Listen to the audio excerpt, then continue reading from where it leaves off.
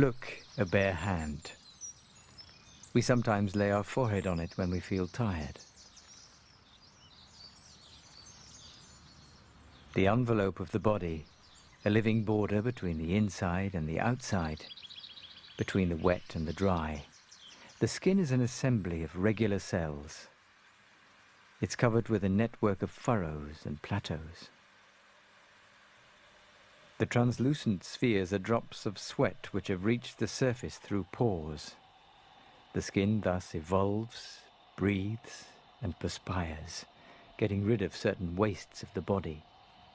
This tormented landscape is our epidermis, magnified 150 times.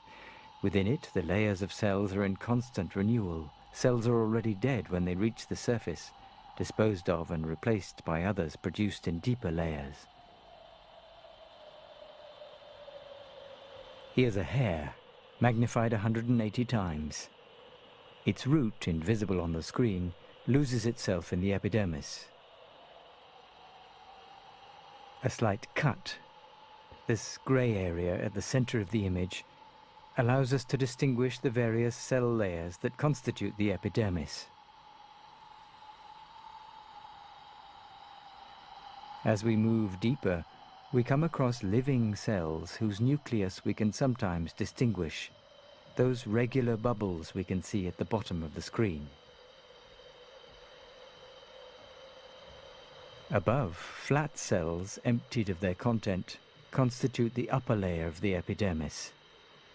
Within these, we find a very resistant protein, keratin, which can also be found in hair and nails and teeth. Here we are now at the heart of the epidermis. The membranes form a protective, waterproof barrier. For this very purpose, they're joined together by something like a press stud, this dark crescent at the center of the image. Yet we can also see how they're arranged in lipid layers placed side by side, limiting exchanges with the outside.